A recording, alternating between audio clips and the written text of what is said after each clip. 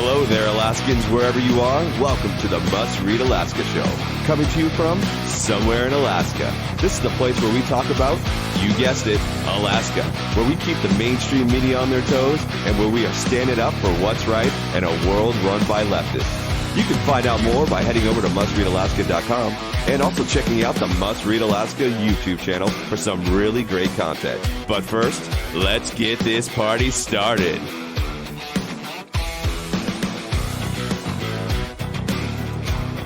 Thank you, Scott, and hello. Welcome, everybody, to the Must Read Alaska show, coming to you from somewhere in Alaska. Scott, I noticed that over the weekend, we had 38,000 downloads for our podcast in the last year, and it seems like it's growing every day. I know you're doing podcasts Tuesday, Wednesday, and I'm joining you on Thursdays a lot. And so we've got 4 days a week that we're producing this podcast now. And I want to thank you and thank you all of our listeners for making this a top-rated podcast.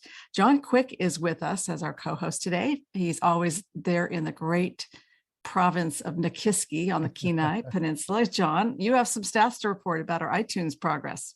I do. Thank you so much, Suzanne. John Quick here from the great area of the Kenai Peninsula. And, you know, for those of you that don't know, iTunes houses some of the biggest podcast names out there, and they rank, let's say, the news category or the tech category, in our case, the government category, and they rank the top 200 podcasts in each one of those categories. And people fight and they try to get into that top 200 because it's a big deal to get into that top 200. Well, over the weekend, we hit number 38, which is huge. We beat folks that Politico, who has their own government podcast. The BBC has a number of different government podcasts in there. Big time, well-funded, super staffed podcasts. We kicked in the rear and we made it all the way up to number 38 over the weekend, and we're pretty excited about that. Well, that's kind of like being in the top 40 on the charts. I think that's great. So congratulations to us. And Scott, I don't know if you have any confetti you can throw at the mic, but hey, this would be the time to do it. Champagne for everybody. That's just amazing. I've it's been fun. It's been a year and a month, and we've had a blast doing it. And so for all you listeners, if you want to keep the freedom vibe going here in Alaska and help us bring the conservative news to you, just hit that donate button on the right side of the page. It really helps us a lot at mustreadalaska.com. And I am in Skagway today, John. I'm just soaking up the sun. Nice. It's soaking up the breeze. It's very breezy here. Skagway is really quiet at this time of year. No tourists at all, except me. Last night I walked down the middle of the street, just not a person in sight. The border opened this morning, and Canadians who are vaccinated against COVID, they can now travel to the US, which is all fine and well. But we're not really seeing any of them here in Skagway because to get back into their own country, they have to have a negative COVID test. Now, they can't get here unless they're vaccinated, and they can't get back unless they're vaccinated plus a negative COVID test. And that costs them like $300. So you're not going to see a lot of Canadians just coming over here just to go to the Skagway Brewing Company, although that would be a good place to go. Not saying anything bad about that. That's one of my favorite places. It's just a big expense, but some of them have their boats down here in the harbor, and they're going to probably spend the money to come down here and check them and get them ready for winter because, the snow and the wind will come. So, John, what's going on in the Kenai, the great kingdom of the Kenai? Well, we got a very scathing, very amazing opinion letter that the mayor of the borough, Mayor Charlie Pierce, sent to really elected officials all over the state, to the state House and the state Senate. And I'll just read a line here and then I'll talk about it for a second. He says this in the opening paragraph: people are losing trust in the election process and elected officials. Doing nothing in Juneau is getting old and people are fed up. Have we forgotten that we who are elected serve at the pleasure of the people who elected us? And I think that is a nuisance and a thing that also rings true for so many people in Alaska. They watch our elected officials go to Juneau, and collectively as a whole, over the last, let's just take the last 12 months, they have not been able to accomplish what they set out to. It's not a personal attack on an individual House member or an individual senator. It's a collective thought on what they've accomplished as a whole. And Mayor Charlie Pierce has put his stamp on. They have not accomplished anything. They have not accomplished what they said they're going to do, and they haven't accomplished, I mean, even anything in between that. And That's right. this rang true for a lot of folks. This article got tons and tons of comments, tons and tons of likes, and it was seen all over the state. And people were chiming in. Charlie should run for governor.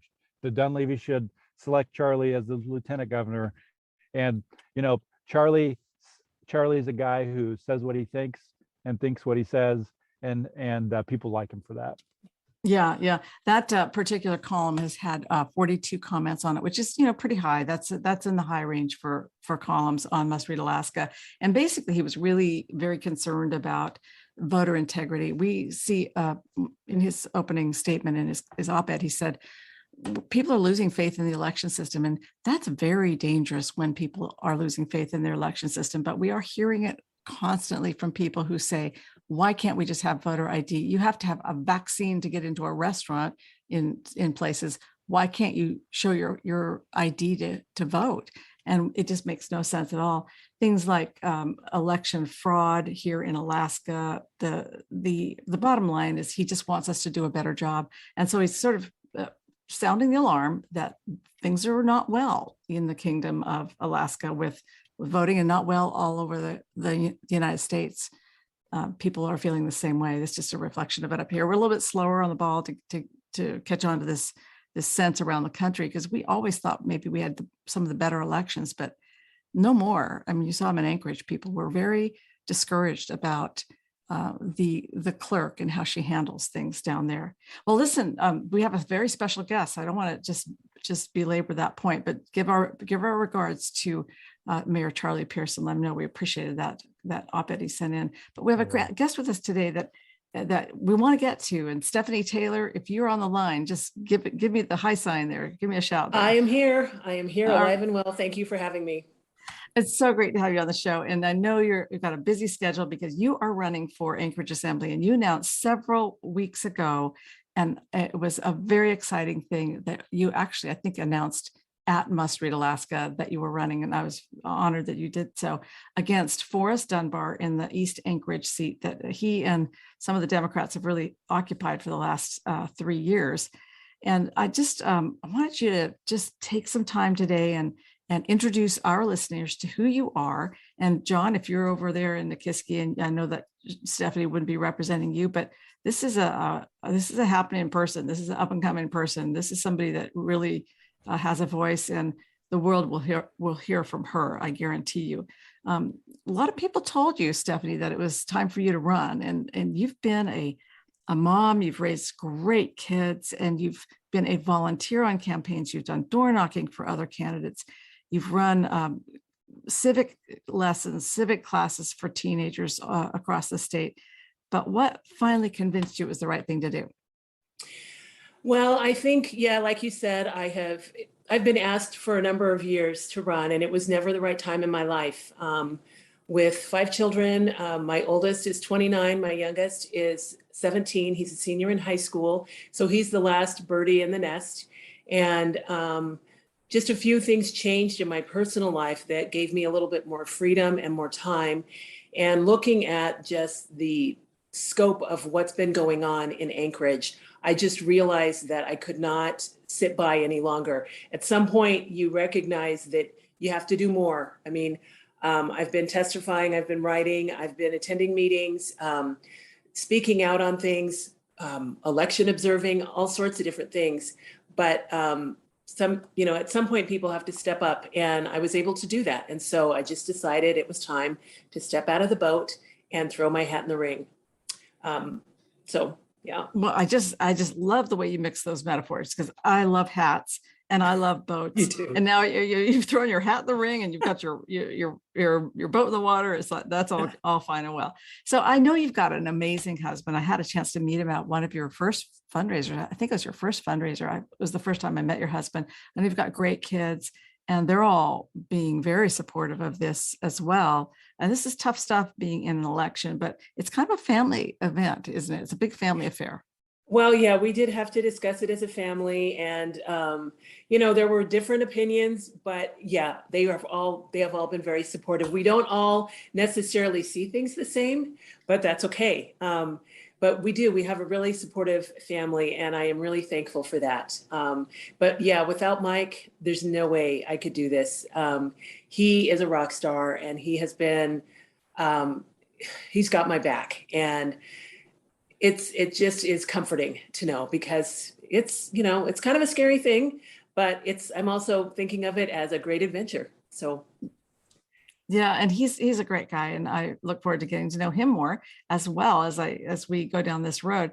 Now, you have lived in Alaska, and in fact, you've lived in that East Anchorage district most of your life. If I'm not mistaken, you moved there when you were in grade school, and it came with a military family. And tell us about that. well, we did.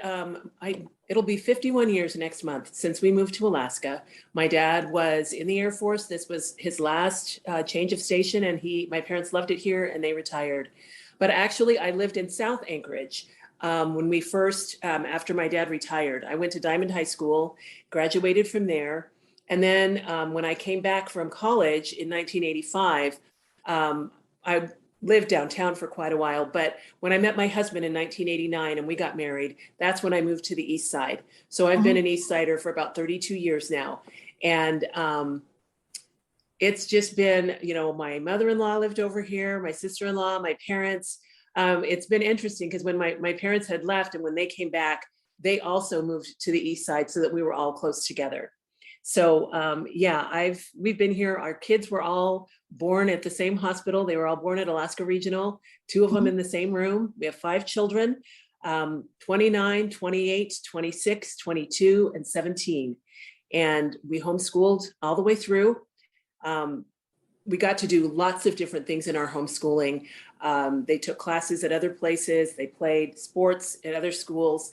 But it was a really nice mix of things, and it gave them lots of opportunities. And 3 of our 4 that are in college age now have graduated. And David is still doing online classes and working.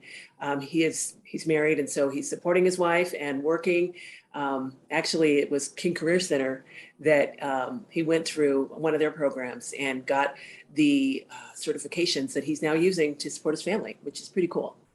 So kids are a blend of homeschooling, which I admire that, 5 kids in homeschooling, but also with some of the resources of the district as well. Absolutely. Yep. I think King Career Center is the best kept secret in this district. Okay, we're going to talk about that on another show. Go ahead, John. Stephanie, I got a question for you. So, Sure. I don't live in Anchorage. I live outside Anchorage, and somebody that kind of watches the assembly from afar, I think the average person looks at it and they just see chaos, and they see a lack of focus. What are a couple things that you could you would say that you would focus on if you win? If we're a year from now and you look back and you could point to a couple things that maybe you accomplished or you focused on, what are a couple of those things, and why should they be important to folks that live in your district? One of the things that's really important to me is the way the assembly treats people. I think just being more kind and more compassionate, having more empathy. One comment that I get from people a lot is just the sense that there's a disdain for their constituency. And it does cut both ways, because people can be really rude and they're very frustrated, and that comes out often in their comments. But just having more civility and respect, and it seems like the assembly spends a lot of time patting each other on the back. And I don't really think that's really serving the people. That's not why they're there. So bringing a little more civility to that. And also 2 other things. The homelessness issue. They finally started to get some traction on that, but that is thankfully because of our new mayor. The assembly had a lot of time. They had the mayor and they had the majority on the assembly, and did very little to really advance solving the problems. And that's a concern. We got to do something more than just shuffling people from shelter to shelter, because they're still homeless, and we need to get our city back. So that's a big one. And then another concern that I've also heard from people as I've been meeting people is the mail-in election. I think it's very problematic. It is incredibly time consuming. It's very expensive. And I think it's very subjective in some ways. So that's a concern. And I think Suzanne mentioned that earlier about election integrity and that voter integrity and all of that. So yeah, that's very interesting, because I'm hearing that from people time and again. In fact, I've heard from several people about this mail-in election, about how their signature did not match up with their driver's license signature, so it got kicked out, even though the place where you sign the driver's license is really small and it is hard to get your proper signature on there. So people who get their driver's licenses don't realize that they may be denied the chance to vote later in the future if they don't get that driver's license signature right. And it just doesn't seem like it should be like that. And when they go down to drop their ballots in the mail, if they don't get the cancellation, if the post office doesn't cancel it, then they could have their ballot just disregarded. In fact, Right. that happened just last week. Juneau, or last month, Juneau had its election, and Juneau allowed the Anchorage election office to do their processing of their ballots. And so all the Juneauites mailed their ballots up to Anchorage, and Anchorage processed them. There were over 200 ballots that didn't get a stamp cancellation from the post office. They arrived, but they hadn't been canceled. So they were discarded. Over 200 people had their votes. Yep. And then by the time they found that out, it was too late to fix. too late. Right.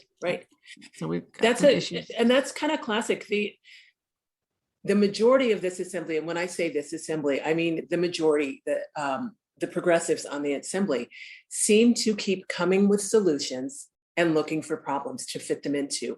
And I think the election was one of those, the mail-in. There was nothing wrong with the system we had. It was very efficient. And I think people trusted it a lot more than this. And and this is way more expensive. And we shouldn't have to wait 2.5, 3 weeks to get results. No, we shouldn't. You're absolutely right. Well, this is a hot issue with the voters. Homelessness is as well. And right now we've got for over $1 million a month, we're housing 450 men and women in the Sullivan Arena. And I know that the mayor is looking for solutions for getting people out of that and moving them on a path to sort of solving the problems in their lives that have led them to become homeless. So bad things happen in life sometimes. Right, and sometimes right. people are really down on their luck. And sometimes it's an acute situation where you lose your job, you lose your spouse, you lose your car is wrecked, and all of a sudden you're homeless. You just don't have a big personal safety net. And that's across America. But there are other people who are sort of chronically homeless, or who are part of a hobo culture. And just they prefer to sort of live outside the realm of society, but they are using the resources to just sort of loaf around, drink, do drugs, shoot up needles and stuff. So that is obviously something that people in Anchorage care about. So I think that's important as well. Now, I wanted to ask you a little bit about the area that you would be serving. So people will be listening to this all over the state, and there will be maybe 40,000 people who are in your district. I don't even know how many are in your district. Maybe you do. I'm trying to get that number. I don't have the exact number. It's hard to find some of that data on the municipal website. It's been scrubbed of a lot of stuff. It has. Good point. Yeah, it has. But District 5 encompasses House Districts 15, 16, and 27. So it is covers, it goes from North Muldoon. There's a little bit by Turpin and Boundary that is part of Eagle River, but it's most of Muldoon all the way up, through Chugach Foothills, Stuckagon Heights, down Tudor to Elmore. So kind of the Alaska Club area in there, and College Gate. Hang on, I wrote all these down. East High School, Burgaw, South Mountain View, and Airport Heights, Wonder Park, Russian Jack, that kind of area. So it's, the lines are never straight the way they draw these districts, but for the most part, it is to Burgaw and the highway, and then Tudor Road. So it's a big area. It is a huge area. And so when people think about assembly districts, they encompass, more than one legislative district. So these are big legislative districts are 17,000, 18,000. This district is going to be in the high 30,000s or more. It's going to be a lot bigger. And right now, the person who is serving this area is the very, very well-known Forrest Dunbar. He started out his career running for Congress against Congressman Don Young, and then he dropped back and ran for assembly and won that seat. So then what happened? Well, and he ran, this is his second term, Mhm. but then he ran for mayor this year. So he's been unsuccessful in 2 of his political campaigns. Part of the issue that I have with Forrest is that we just see the world very differently. He sees government as a solution and has no problem raising taxes. He feels like big government is a good thing and that we should look to the government to solve the problems that we are facing. And I will quote something that Ben Carson said: "We have been conditioned to believe to look to our politicians to solve our problems. When are we going to wake up and realize that they are the ones who created most of these problems?" More government, more politicians, I don't think is the solution. And this is a stepping stone for him. He has political aspirations. I think he is a career politician, and this would be just one more step along the way for him. I am running because I want to serve. I want to see change. I want my hometown to look like it used to, and to be able to go downtown. You drive around and you see these boarded up buildings. These are people's American dreams that have been boarded up and closed. And it's tragic. We have to turn things around in the city, and we can, but it's going to take the effort of a lot of folks and people getting out and voting and supporting and volunteering. It's a collective effort. Yeah, boy, and how you nailed it there. We look around Anchorage, and all of us can see what has happened to it. And those who've been away for a while, when they come back, they're kind of horrified at what they see, because it's not the same place anymore. It is become such a shadow of its former self. It was a vibrant city. It wasn't a city that was without problems. Alaska has always had some issues in its larger cities. We know that, and it's some of these are just urban problems that are familiar to a lot of larger cities. But right now, what we're seeing is boarded up commercial centers and just neighborhoods that are run down. Our roads are run down. A lot of defeatism in Anchorage right now. Yeah. And it seems like this has been happening under Mayor Berkowitz and the acting mayor, Austin Quinn Davidson. They're the ones who have been in charge for the past 6 years, and they've been overseeing the decline. Yeah. It is. I don't know. People are like, what happened? How did we get here? Yeah. And I think it really, the one good thing that has come out of this decline that we have seen, and in particular, the responses to COVID, is that it has wakened people up. It has gotten people's attention where they're saying, wait a minute, what happened? What happened to my freedoms? What happened to our city? You see homeless camps everywhere. I don't know if you remember years ago, not that many years ago, they started thinning out the woods in some places in an attempt to discourage the camping. Well, people don't even hide it anymore, and they're cropping up everywhere, all over town. So it is really sad. And I think the progressives have been slowly chipping away at their agenda while we have been living our lives and raising our families. And, but now people are awake and they're recognizing that they need to get educated on their civic responsibilities and how to be involved from the grassroots. All politics is local. Mm-hmm. And, community council all the way up. And it's really, I think we need an education on how people can do this, because people want to make the right choices. People are recognizing, I was kind of, we all bear responsibility, but we can turn it around. We absolutely can turn it around. It is not hopeless. And it's been exciting to see the people that are coming out, just the momentum from the mayor's campaign, hundreds of people who had never been involved in politics. And they realized we got to do our part, and look what they did. People said that Dave wouldn't win. Well, surprise. Yeah. So there are 5 seats that are on the ballot this year, and we need to sweep them. We need to sweep them. The conservatives need that. Well, Well, one of you're- the, John, Say go again? ahead. I was going to say, one of the kind of litmus, I used to travel a lot for work and would take my family with me as I could. And, we did a fair bit of traveling. And one of the litmus tests I always use is, do I feel safe letting my family walk on the streets of this town, whatever town we're in? Do I feel safe having my daughter, run down to the front desk of the hotel and grabbing a soda? Hmm. And it's a resounding no across the Right. board in all of Anchorage. And this is what people are thinking when they're thinking, should I go to Anchorage for the weekend? They're thinking Right. no, Right. because they don't feel that it's the baseline safety that you would want for your family to go stay at the Sheraton downtown does not exist. Right. Because I was just in Anchorage, I don't know, a month ago, and I was at Barnes and Noble, and there's two homeless people basically having sex right in the parking lot. Oh, And wow. that kind of stuff's happening all the time, Right. everywhere. And it sounds to me like that's something that's important for you, for families to once again feel safe in Anchorage.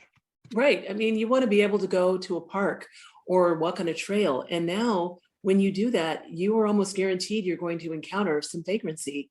And this is not to cast aspersions on these individuals, but when people are inebriated or on some kind of substance, you don't know what kind of person you're going to encounter, and that's scary. Or if there's some sort of mental illness going on there, you don't know how people will react. So it's scary, and you're kind of walking past quickly, looking out of the corner of your eye because you're uncomfortable. And you're right, it wasn't like this before. And it's we gotta turn it around, and we will. We went through some rough patches in our city, many years back, when the oil boom kind of collapsed and everybody threw their keys on the counter at the bank and left the state. And we went through some tough times, and we were able to bring it back. And I just feel like it's not unsalvageable. We should be able to bring it back again. But you're starting to really pick up some momentum, and I wanted to hear from you about some of the people who are sort of lining up on your camp, on your team. And I know that you've got an endorsement from Lauren Lehman, our former lieutenant governor. I think that's a really great endorsement. Can you tell us who else has endorsed you so far? Fred Dyson, he was on the assembly just the last couple years ago. A couple cycles ago. Right. Fred has endorsed me. Shelley Hughes, who is out in the Valley, Senator Shelley Hughes. And David Nelson is our representative in my district. And he has also thrown his hat behind me. So those are a few of the people that are supporting me and have confidence. And honestly, I have been so encouraged by the people who have donated to my campaign. I've written over 200 thank you notes, and I still have quite a few more to go. So it's just been exciting to see. And I've had support coming from all over the city. You don't have to live in someone's district to volunteer or to donate to their campaign. So that's been really nice. And it's just, I think people are ready for change, and they realize we got to help. So that's been wonderful. Right. And I believe I saw Judy Elledge at one of your fundraisers that I was She at. and her delightful husband. Yeah, and that's right. And I saw some other people there that I was pleased to see. So you're really starting to develop a really great sense of momentum. And I know you have some events coming up. Are these like public events? What do you have going on for the rest of the year? Right now, we are scheduling fundraisers to close out the year. Most of those are private in homes or businesses. We did have a public one last week at Bayshore Clubhouse, but I'm also doing meet and greets. I have started doing those, and I've done several at coffee shop, Sarah's too. And that, Saturday was really fun. We had quite a few people that came out. And so I'm going to continue doing those. I can't give a set time because sometimes it changes. So I do keep that updated on my Facebook page. That's one thing that I can kind of flex a little bit as other events arise. But I'm also looking at moving to a couple other local restaurants in the district to try to bring some awareness about them and some business in, and just meet people in other parts of the district. So the meet and greets have been great. And if we do have any public events, those will all be posted on our Facebook page. Okay, so your Facebook page is kind of the place to go. And you also have a website. I do have a website. My campaign is Stephanie4AK, and you can find my website at stephanie4ak.com. And my Facebook page is also Stephanie4AK. Stephanie4AK. Right. .com, and that's FOR. Yes, it is spelled out. Yeah, and so if people wanted to donate or learn more about you, I guess that's they go to. They can go there. They can request a sign or to host something or to volunteer. Pretty much, there's a spot there that you can check for whatever you would like to do, and then you can learn a little bit more about me. See pictures of my husband. Yeah, look at this is a really nice looking website. I'm just looking at it right now for the first time. It's excellent, beautiful photography there. Well done. Well, thank you so much for being on our show. I guess just if there's anything you want our listeners to know about how you see the future of our city, the future of our state. I mean, just is there anything else you'd like to say? I am just a hometown girl. This is my hometown, and 50 years in one city is a long time. My kids were all raised here and several of them are still here. I just want them to have the same opportunities and to see this city flourish. We owe it to our kids, to our grandkids. Anchorage is a great place to raise a family. It's a great place to live. And we just need to kind of bring it back to its glory days. And we can. COVID is only one piece of the puzzle, but a lot of the problems that we are experiencing have nothing to do with COVID. So we have to just get in there and do our part to help turn things around. Well, so I would appreciate your vote and your support. Yeah. Thank you for having me on the show. This is really fun. Oh, good. Well, we'll have you on the show again. And I hope to see you sometime in the next week or two. I'll be back in Anchorage this week, and I know you've got events, and would you just shoot me a note so let me know where your events are going to be this weekend, and I'll stop by and see you in person. I'll bring you a check. And a special thanks to everybody on the air right now who's supporting the Must Read Alaska news organization. We've got a great website at mustreadalaska.com, and the newsletter goes out 3 times a week. It's Monday, Wednesday, Friday, and you can get caught up with the newsletter. You see all the stories you may have missed online. And just drop your email in the box over at mustreadalaska.com and get on our newsletter list. We'd love to have you there. Scott Levesque, thank you for doing all you do as our producer of the show. And I can't wait to hear your show on Tuesday. I know you're going to have a great, I guess, mystery guest right now. And I'll drop in and help you out on the Thursday show. Now that we have over 38,000 listeners, I just want to thank every single one of you. Thanks for helping us get rated on the iTunes chart. If you're a supporter, thanks so much. Until next week, I'll be signing off from somewhere in Alaska.